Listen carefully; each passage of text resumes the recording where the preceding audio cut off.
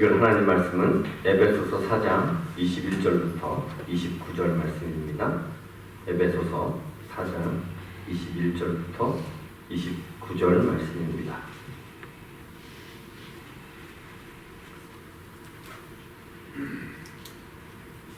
한 절씩 교독하고 마지막 29절은 같이 읽습니다. 진리가 예수 안에 있는 것 같이 너희가 참으로 그에게서 듣고 또한 그 안에서 가르침을 받았을진데 너희는 유혹의 욕심을 따라 썩어져가는 구습을 따르는 옛사람을 벗어버리고 오직 너희의 심령이 새롭게 되어 하나님을 따라 의와 진리의 거룩함으로 지으심을 받은 새 사람을 입으라. 그런즉 거짓을 버리고 각각 그 이웃과 더불어 참된 것을 말하라. 이는 우리가 서로 지체가 됨이라. 분을 내어도 죄를 짓지 말며 해가 뜨도록 분을 품지 말고 마귀에게 틈을 주지 말라. 도둑질하는 자는 다시 도둑질하지 말고 가난한 자에게 구제할 수 있도록 자기 손으로 수고하여 선한 일을 하라. 무릇 더러운 말을 너희 입 밖에도 내지 말고 오직 덕을 세우는데 소용되는 대로 선한 말을 하여 듣는 자들에게 은혜를 끼치게 하라. 아멘.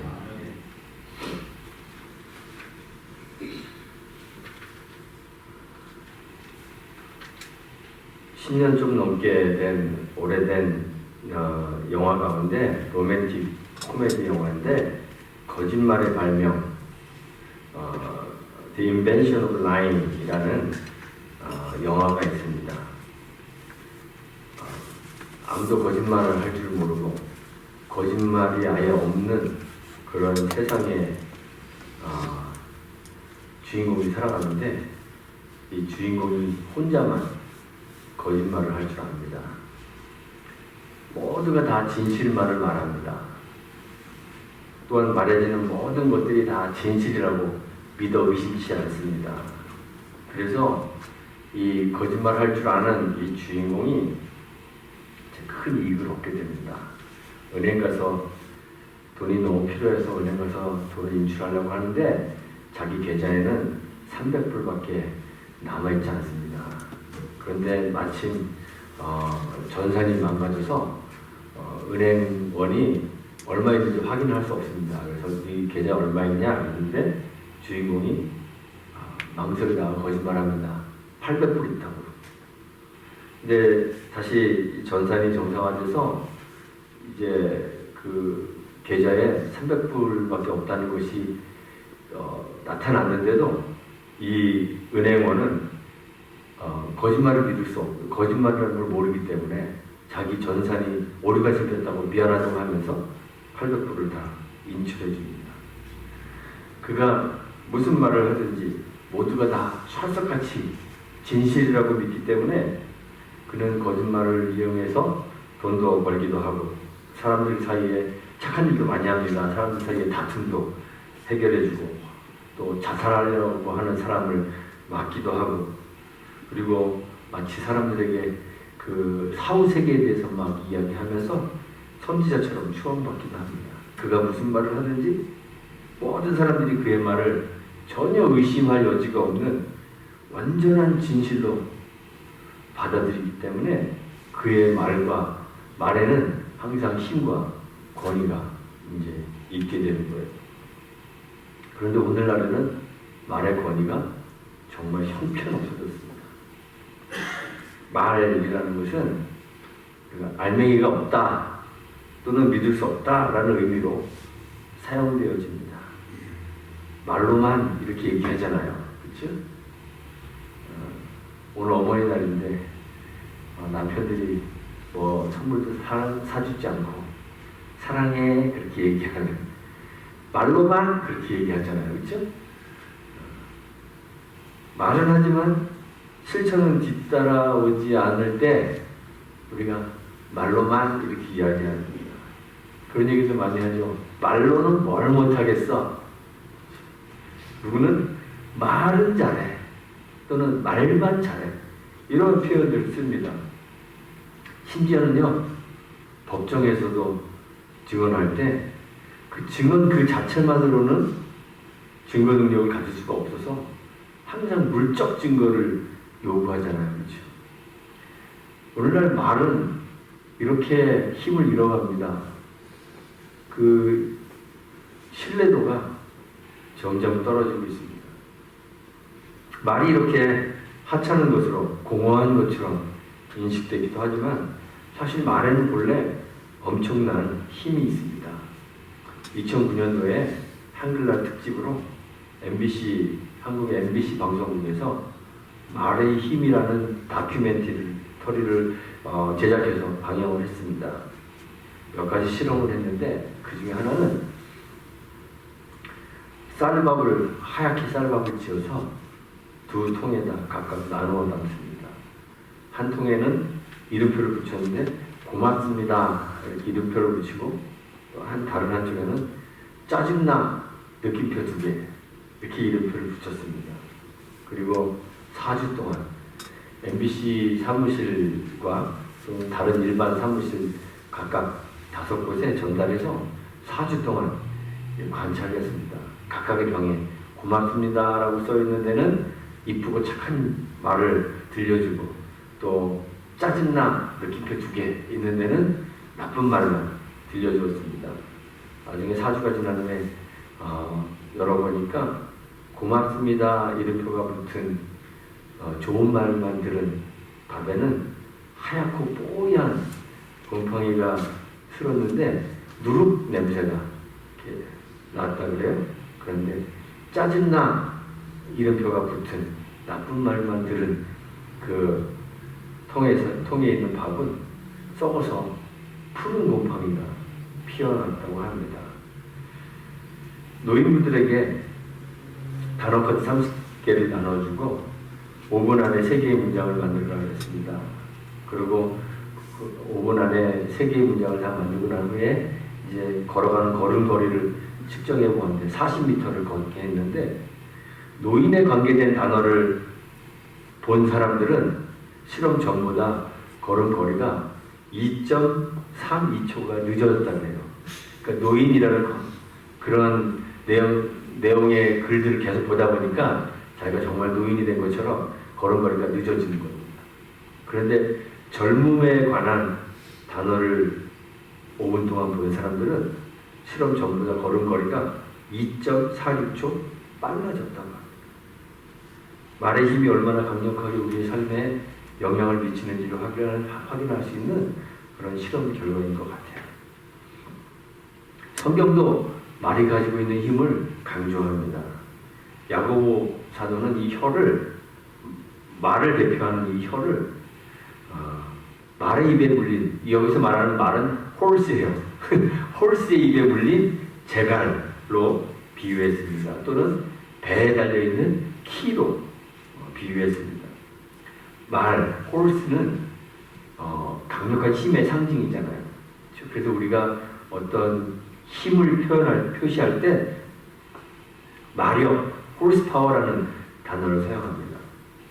그런데 그 힘 좋은 말을 조종하는 것은 말의 입에 물려져 있는 그 작은 재갈로 조종한다는 거예요. 거대한 선박도 그렇습니다. 아무리 큰 선박도요, 그 물 위에 떠서 운행할 때 방향을 조정하는 것은 작은 키 하나로 조정하게 됩니다. 마찬가지로 우리 혀도 그렇습니다. 우리 몸의 지체 가운데서 가장 작은 것이지만 우리 몸을 움직이고 우리의 몸의 정체를 결정짓는 것이 바로 이 작은 혀 하나다. 그렇게 성경이 이야기합니다. 그래서 몸 중에서 가장 작은 지체 중 하나지만 큰 것을 자랑한다. 그렇게 야고보 사도가 이야기했습니다. 혀를 불에다 비유하면서 우리 지체 중에서 온 몸을 더럽히고 삶의 수레바퀴를 불사른다고 했습니다. 우리의 말이 가지는 힘이 우리 온 육체를 더럽히기도 하고 또는 우리 삶 전체의 수레바퀴를 불사른다고 했습니다. 말이 이렇게 부정적인 면만 있는 것은 아닙니다. 잠언 15장 4절에 보면 온순한 혀는 곧 생명이 나무라 그랬습니다. 이 말이 가진 힘이 이 생명을 준다고 했습니다. 의인의 혀는 순은과 같다고도 이야기했습니다. 그리고 성 하나가 진흥하게 되는데, 발전하고 부흥하게 되는데, 무엇으로 인하여 발전하냐 하면 정직한 자의 축복으로 인하여 진흥한다고 했습니다. 말이 가지고 있는 이러한 엄청난 힘들을 성경이 강조합니다. 왜 말에는 이렇게 힘이 있을까요? 바로 하나님이 말씀하시는 하나님이시기 때문에 그렇습니다. 하나님의 말씀은 진리입니다. 그래서 무한한 힘, 권위가 하나님의 말씀 가운데 있습니다. 하나님의 말씀은 말씀하시는 분이 절대적인 권위를 가지고 있기 때문에 듣는 사람의 반응에 따라서 말의 효력이 변하지 않습니다. 우리가 믿건 안 믿건 하나님의 말씀 자체가 진리이고 하나님이 절대적인 분이시기 때문에 그 말의 효력은 변하지 않습니다. 하나님이 말씀하시면 곧 성취입니다. 이사야 55장 10절에서 하나님이 말씀하십니다.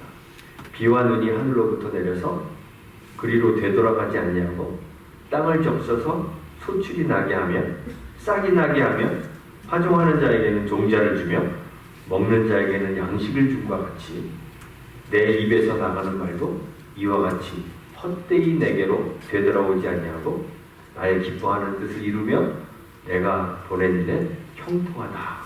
그렇게 말씀하셨습니다. 하나님의 말씀은 단 한마디도 헛되이 하나님께로 돌아가는 것이 없습니다. 하나님의 기뻐하는 뜻을 반드시 이루고 갑니다. 하나님의 말씀은 단순한 언어가 아니기 때문에 그렇습니다.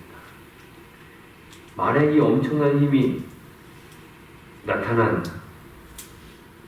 성경이 어디에 있을까요? 어떤 사건에서 말에 엄청난 힘이 나타났을까요? 바로 하나님의 창조에서 나타났습니다. 성경은 하나님께서 세상을 뭘로 창조하셨다고 기록하고 있죠? 말씀으로 창조하고 있다고 기록합니다. 하나님이 이르시되 빛이 있으라 하시니 빛이 있었습니다. 하나님이 말씀으로 세상을 창조했다는 것은 하나님이 얼마나 능력이 좋은가를 보여주는 그러한 내용의 말씀이 아닙니다. 하나님 손도 안 대고 그냥 저기 소파에 이렇게 누워 계시다가 야, 빛 있으면 좋겠다. 빛 있어라. 그럼 빛이 탁 나오고 하나님 그런 능력자, 초능력 갖고 있다. 이러한 의미의 말씀이 아닙니다. 창세기 1장과 많은 연관을 가지고 있는 성경 구절이 요한복음 1장입니다. 그런데 요한복음 1장에서 이 말씀에 관해 선포하고 있습니다. 창조가 하나님의 말씀으로 되었다라는 것이 단순히 언어를 의미하는 것이 아님을 확실하게 요한복음 1장이 알려주고 있습니다. 요한은 이 말씀이 인격적이라고 했습니다. 이 말씀이 단순한 언어가 아니라 하나님과 함께 계셨던 하나님이시라고 이렇게 이야기했습니다. 이 말씀이 하나님과 함께 계셨고 만물이 그로 말미암아 즉 말씀으로 말미암아 지은 바 되었고 지은 것이 하나도 그가 없이는 된 것이 없었다고 이렇게 보도해주고 있습니다. 말씀은 그냥 단순한 언어가 아니라 하나님의 능력이고 하나님의 현현, 하나님의 나타나심이고 그래서 제2위 성자 하나님 그분을 성경이 말씀이라고 부릅니다. 태초에 하나님이 세상을 창조하실 때 말씀으로 창조하셨다는 것은 하나님의 현현이신 하나님의 우리에게 나타나시는 그 하나님이신 제2위 성자 하나님께서 이 세상을 창조하셨다는 것을 의미하는 거예요. 사람이 하나님의 형상으로 창조되었죠. 그러면 하나님을 닮았을까요? 안 닮았을까요? 닮았겠죠. 하나님을 닮은 것 중에 하나가 바로 말하는 것입니다. 모든 동물 가운데 모든 세상에 존재하는 하나님의 창조물 가운데 사람만 언어를 가지고 말을 합니다. 하나님이 흙으로 사람을 만드시고 그 코에 생기를 불어넣으셔서 우리 한글 성경에 보면 생명이 되었다 그랬습니다. 살아있는 영적인 존재가 되었습니다. 하나님이 그 코에 생기를 불어넣은 유일한 창조물이 바로 우리 사람들입니다. 하나님의 형상을 따라 영적인 존재로 창조되었습니다. 왜 하나님이 우리를 영적인 존재로 창조하셨을까요? 하나님은 영이시기 때문에 하나님과 교제하기 위해서는 영적인 존재이어야 해서 그렇습니다. 하나님과 교제할 수 있는 독특한 창조물로 우리를 창조하셨습니다. 교제한다는 것은 뭘까요? 말하고 듣는 관계입니다. 집에서 너무 말 안 하고 과묵한 남편들 정말 사귀기 힘드시죠? 예, 말하고 듣는 관계가 되어야 교제가 가능한 것입니다. 말을 못하는 사람들도 다양한 방법으로 의사를 소통해야만 교제할 수 있는 거예요. 하나님 말씀하시고 우리는 듣습니다. 또 우리가 말할 때 하나님께서 우리의 말을 들으십니다. 이것이 교제의 관계예요. 그래서 하나님께서 우리에게 말을 주셨어요. 말에는 엄청난 힘이 있고 우리가 말하는 것은 하나님을 닮은 것이기 때문에 우리는 말할 때마다 세상에 무엇을 증거해야 돼요? 하나님을 보여주어야 하는 것입니다. 하나님의 흑암과 혼돈 가운데 있는 세상을 향해서 빛이 있으라 말씀하셨고 말씀하신 대로 빛이 있었던 것처럼 우리도 어둡고 이 혼돈한 세상을 향해서 그리스도의 빛을 선포하고 세상을 빛 가운데로 나오도록 그렇게 해야 되는 것이죠. 하나님께서 말씀하시기를 아까 제가 말씀드린 이사야 55장의 말씀 비와 눈이 하늘로부터 내려서 그리로 되돌아가지 아니하고 땅을 적시고 소출이 나게 하고 싹이 나게 하고 파종하는 자에게 종자를 주고 먹는 자에게는 양식을 주는 것처럼 하나님의 입에서 나가는 말도 이와 같이 헛되이 하나님께로 다시 되돌아가는 것이 없다. 하나님이 기뻐하시는 뜻을 이루고 하나님이 보낸 일에 형통하다고 하신 것처럼 우리의 말도 단 하나도 헛되이 돌아오지 않도록 주의하며 우리의 말이 신실하고 열매에 있도록 주의해야 하는 거예요. 왜냐하면 우리의 말은 하나님을 닮은 것이기 때문에 그렇습니다. 성경은 많은 부분에서 말에 대하여 경고하고 주의를 주고 있습니다. 단순히 말 조심해 이러는 것이 아니라 말을 조심하는 것이 도덕적이고 예의 바른 것이기 때문에 그렇게 하는 것이 아니라 우리는 우리의 말을 통해서 우리가 세상에 하나님을 보여주는 하나님의 모델이 되어야 하기 때문에 그렇습니다. 우리의 신실한 언어를 통해 하나님이 신실하시다는 사실을 보여줘야 하는 것이 하나님의 말씀이 전혀 헛되지 않음을 세상에 보여주어야 하는 것입니다. 하나님의 말씀이 살았고 운동력이 있음을 우리의 언어 행실로 세상에 보여주어야 할 책임이 우리에게 있는 것이기 때문에 그렇습니다. 오늘 본문의 말씀에서도 바울이 이야기합니다. 무릇 더러운 말은 너희들 입 밖에도 내지 말라 그랬습니다. 더러운 말이 무엇일까요? 흔히 우리가 생각하는 상스러운 욕, 음탕한 말 그런 것만을 의미하는 것은 아닙니다. 예수님의 제자들이 음식을 먹을 때 손을 씻지 않고 먹고 있어서 바리새인과 서기관들이 그들의 몸을 더럽게 한다 이렇게 지적한 적이 있습니다. 그때 예수님께서 마태복음 15장 11절에서 말씀하시죠. 입으로 들어가는 것이 사람을 더럽게 하는 것이 아니다 말씀하시면서 입에서 나오는 그것이 사람을 더럽게 하는 것이라고 이야기했습니다. 그 이유가 뭘까요? 입으로 들어가는 것은 배로 들어가서 뒤로 버려지게 되지만 그래도 우리 몸에 남아있지 않습니다. 하지만 입에서 나오는 것들은 마음에서 나오는 것이기 때문에 그렇다 그렇습니다. 마음에서 나오는 것들 주님은 그것을 악한 생각, 살인, 간음, 도둑질, 거짓 증언, 비방 이런 것들이라고 했습니다. 우리 안에 우리의 마음 안에 그런 것들이 가득 차 있습니다. 그래서 이런 것들이 사람을 더럽게 하는 것이라고 주님이 말씀하셨습니다. 예레미야 선지자도 예레미야 17장 9절에서 만물보다 거짓되고 심히 부패한 것이 마음이라 그랬습니다. 우리의 마음은 죄로 오염되어 있어서 그리스도의 보혈로 정결하게 씻겨지지 않는다면 그 마음에서는 거짓되고 부패한 것이 나올 수밖에 없습니다. 상스러운 말이나 욕 같은 것들 역시 우리 안에 있는 심한 부패한 마음에서 나오는 것이기 때문에 당연히 삼가며 입 밖에도 나오지 않도록 조심해야 되겠죠. 그런데 바울이 말하는 더러운 말은 그것만 말하는 것이 아닙니다.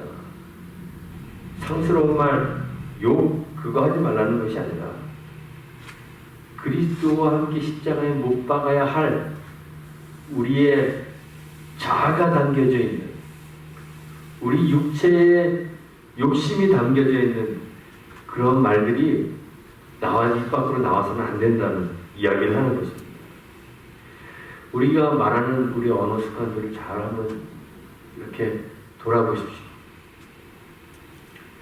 보통 우리는 다 자기를 나타내고자 하는 마음이 우리 언어에 담겨져 있습니다. 말을 많이 하다 보면 자기 주장, 자기 자랑하게 됩니다. 내가 경험한 것들, 난 이런 거 경험했어. 내가 가지고 있는 것들, 나를 드러내는데 자연스럽게 말을 사용하게 됩니다. 나쁜 마음 가져서가 아니라 원래 우리의 마음이 자기를 드러내는 육체의 소욕 안에 담겨져 있기 때문에 그렇습니다.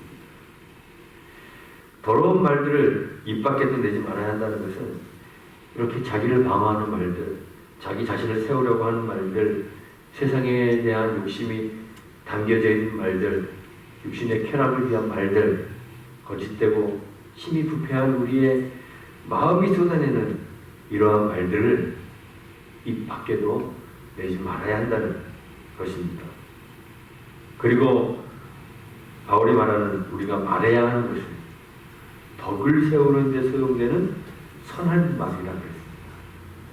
덕을 세운다는 말은 헬라어로 보면 오이코도메라는 단어입니다. 많이 들어보신 단어 오이코스라는 단어가 연결되어 있는 그러한 단어예요. 이 오이코도메는 집을 세운다, 건물을 세운다 이런 뜻을 가지고 있는 단어입니다. 바울이 덕을 세운다 이렇게 이야기할 때 하나님의 교회를 세워가는 것을 의미하는 것입니다. 우리가 말할 때 우리의 욕심이 담겨서 자기 자신을 세우려는 그러한 말은 입 밖에도 내지 말고 교회를 세우고 하나님 나라의 공동체를 세우는 데 도움이 되는 선한 말을 해야 된다는 그런 의미로 바울이 지금 이야기하고 있는 것입니다. 바울은 교회를 세우는 일에 대해서 이야기할 때 교회를 하나의 건물로 비유하기도 하고 또는 하나의 몸으로 비유하기도 했습니다. 교회는 머리이신 그리스도에게서부터 온 몸이 각 마디를 통하여 도움을 받음으로 연결되고 결합되어 각 지체의 분량으로 역사하며 그 몸을 자라게 하며 사랑 안에서 스스로 세운다. 말이 연결이 하도 많아서 잘 이해 안 되시죠? 에베소서 4장 16절 한번 보시죠. 거기에 그렇게 나와 있습니다. 교회는 각 마디가 그리스도를 통해서 연결이 되어서 쉽게 말하면 사랑 안에서 스스로 세워지는 것이라 그렇습니다. 교회를 세우는데 도움이 되는 선한 말이라는 것은 바로 이 사랑이 담겨져 있는 그런 말입니다. 교회 공동체의 성도인 우리들은 한 몸을 이루고 있는 한 몸 안의 각각의 지체들입니다. 서로를 비난하고 미워할 수 있는 그런 존재가 아닙니다. 손이 발을 또는 발이 손을 막 비난하고 미워할 수 있을까요? 하나의 인격체, 하나의 존재이기 때문에 우리의 몸의 각 지체들은 서로를 비난하고 미워할 수 없습니다.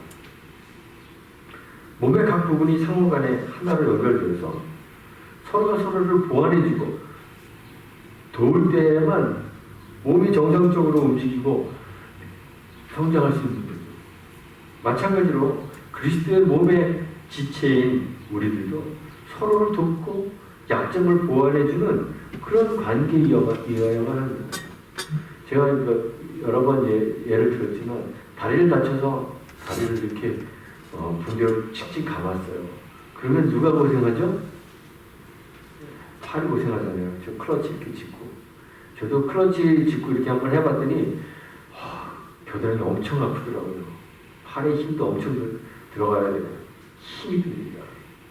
그런데 연약해진 다리를 보완하기 위해 팔이 애를 쓰는 거예요. 이 팔이 발에다가 막 그러면서 이 바보 같은 놈 그래서 막 욕할 수는 없잖아요. 우리 팔에는 입도 없고 뇌도 없습니다. 뇌는 오직 하나밖에 없는데 이 뇌는 누구예요? 그리스도세요. 그래서 손과 발, 이 지체들은 서로를 욕하거나 미워할 수 있는 그런 존재가 아니라 서로 돕고 약점을 보완하는 그런 관계일 수밖에 없는 것입니다. 우리의 언어도 마찬가지입니다. 적을 세우는 데 소용되는 선한 말을 하라는 것은 교회를 세우라는 말입니다. 우리의 말이 서로를 감싸고 약점을 덮어주고 용기를 북돋아 주어서 우리의 공동체, 우리 교회를 세워주는 말이어야 한다는 그런 의미입니다. 오늘 본문의 말씀을 보면 선한 말을 하라고 이야기한 후에 듣는 자들에게 은혜를 끼치라고 했습니다. 은혜가 뭘까요? 듣는 자는 누굴까요? 듣는 자는 내가 말하는 대상뿐만 아니라 그 주변에 있는 사람까지도 내 말을 들을 수 있잖아요. 우리 교회 안의 성도들뿐만 아니라 교회 밖에서 우리를 쳐다보고 우리의 언어를 듣고 있는 세상 사람들까지를 다 포함하는 것 같아요. 은혜가 뭘까요? 은혜는 울컥하는 감정, 정서적 감동이 아닙니다. 성경이 말하는 은혜는 하나님의 임재입니다. 하나님이 우리와 함께 하시는 것, 하나님이 우리 가운데 임재하시는 것이 은혜입니다. 하나님이 우리 가운데 거하시는 것이 은혜입니다. 듣는 사람들에게 어떻게 은혜를 끼칠 수 있겠습니까? 수사학을 공부해서 감동적인 연설을 하면 사람들에게 은혜 끼칠 수 있을까요? 어떤 분이 저한테 그러더라고요. 설교 너무 딱딱하게 하지 말고 좀 울리고 웃기고 재밌게 해야 된다 그러더라고요. 제 설교가 무지하게 재미가 없었나 봅니다. 그런데 은혜는 그런 것이 있지 않습니다. 교회에 나와서 설교를 들으면서 눈물 펑펑 흘리고 막 기도하고 그래도 그것이 전혀 은혜가 아닐 수가 있습니다. 우리가 감동받는 것과 하나님을 발견하는 것은 완전히 다른 차원의 이야기이기 때문에 그렇습니다. 배꼽 빠지게 웃고 감동적인 예화에 감성적이 되어서 눈물 흘리면 그것이 다 은혜인 것은 아닙니다. 은혜는 그런 것이 있지 않습니다. 은혜를 끼치는 것은 듣는 사람들이 하나님을 보게 되는 것입니다. 우리가 말로 서로를 감싸고 약점을 덮어주고 서로를 세워주고 도와주는 것에서 그치는 것이 아니라 우리의 말이 하나도 헛되이 되돌아오지 않도록 열매를 맺게 하여서 그 말과 행실을 통해서 하나님의 신실하심을 보여줍니다. 하나님이 이렇게 신실하시다는 사실을 우리의 언어 행실로 보여주는 거예요. 그것이 은혜를 끼치는 것입니다. 말과 행실이 일치가 되어서 하나님이 이렇게 말과 행실이 일치가 되시는 분이라는 사실을 보여주는 거예요. 하나님이 늘 참된 것을 말하신다는 것을 우리가 참된 것을 말함으로써 보여주는 것이에요. 이것이 우리가 해야 하는 선한 말이라는 것입니다. 오늘날 매체들이 너무 발달해서 여기저기 사람들이 말하는 소리가 많이 들립니다. 별의별 사람들이 다 떠들어댑니다.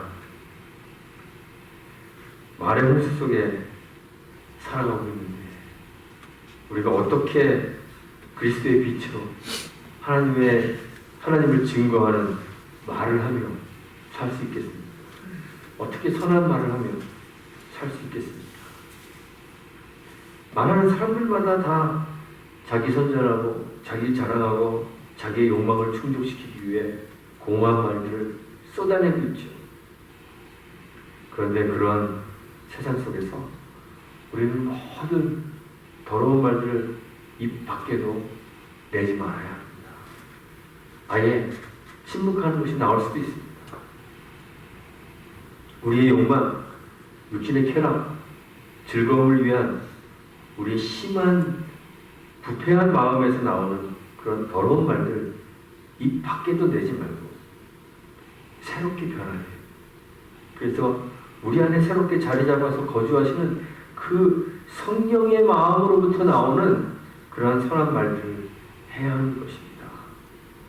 우리의 말을 통해서 우리 자신을 세우는 것이 아니라 우리 자신을 낮추고 지체된 성도들을 섬기고 높여주며 서로의 약점을 보완하는 그런 신실한 말을 우리 입에서 뱉어내는 그런 저 여러분들이 되셨으면 좋겠습니다.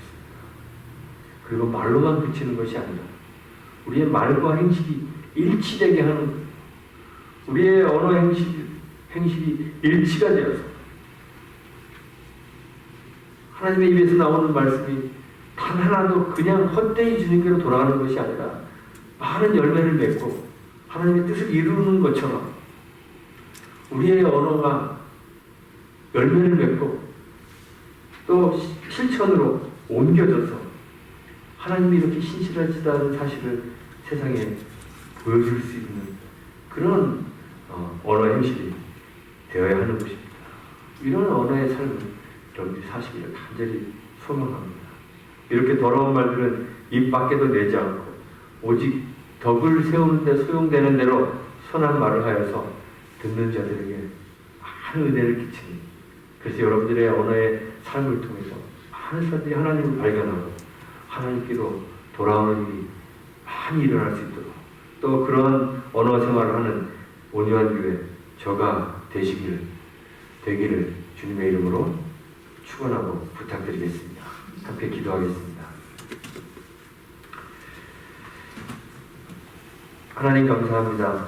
우리를 하나님의 형상대로 창조하시고 하나님의 말씀을 듣고 주께 말하며 교제할 수 있도록 은혜 베풀어 주신 것 감사합니다. 우리 언어 행실이 하나님을 닮을 수 있도록 도와주시고, 그래서 우리 자신을 위한 이기적이고 육신을 위한 더러운 말이 아니라 덕을 세우고 교회를 세우는 참된 말을 할 수 있도록 은혜 베풀어 주옵소서. 우리의 언어 행실로 세상에 하나님을 선전하며 듣는 이에게 은혜를 끼칠 수 있도록 함께 해 주옵소서. 예수님의 이름으로 기도합니다. 아멘.